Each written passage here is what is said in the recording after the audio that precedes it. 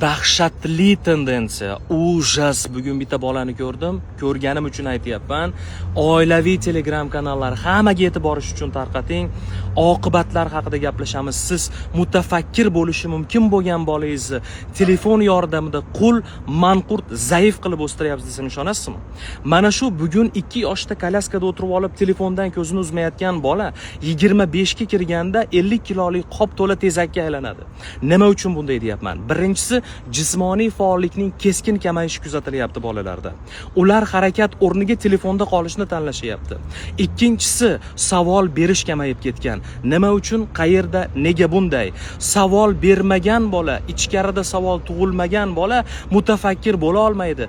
Tafakkursizlik insonni qul, qurbon qiladi. Navoiylar, Hazrat Boburlar, Hazrat Buxoriylar chiqsin deymiz, lekin o'zimizcha unga zamin yaratyapmizmi? Aksincha zaminni qurbon qilyapmiz. Yana bir dahshatli oqibati diqqatning yetishmovchiligi. 5 daqiqa kitob, 10 daqiqa telefon. Yozmadimikin, qilmadimikin, qo'ymadimikin, o'zingiz ham shunaqasiz. Bolangiz endi siz qanaqa bo'lsangiz 10x shunaqa bo'ladi.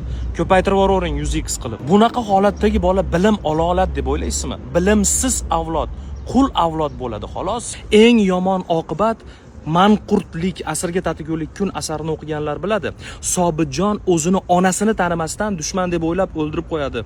Va buni sababi nima edi? Boshiga teri kiydiriladi tuyaniki. Issiqda shu qadar siqadi va xotirasini yo'qotadi bola, manqurtga aylanadi. Endi ana shu tuyani terisi telefon bo'lib qoldi hozir. Tuyani terisini boshqa qoplash shart emas, qo'lga telefon berilsa bo'ldi. Oilasini, jamiyatni eplay olmaydigan, hatto o'zini qutqara olmaydigan avlodni o'stiryapsiz. Tarbiyalayapsiz emas. Agar hozirdan kurashmasangiz, ertaga men suyanaman degan suyanchig'ingiz mort bo'ladi, hatto sizni tanimasdan otib o'ldiradi. Hozirdan cheklang va shu o'rinda bobo buvilarga aytaman. Meni oldimda tegma, so'kma, indamay tur demang. Ertaga siz bormisiz, yo'qmisiz, bola uni ota-onasini azoblaydi, qiynaydi. Shuning uchun bugundan boshlab telefondan foydalanishni, bolalarning oldida uni ishlatishni o'zingizdan ham cheklang, bolalardan ham cheklashga kirishing. Rejim reja bilan bo'lsa, nur ustiga nur, qadringiz va qaddingiz bilan bo'lsin.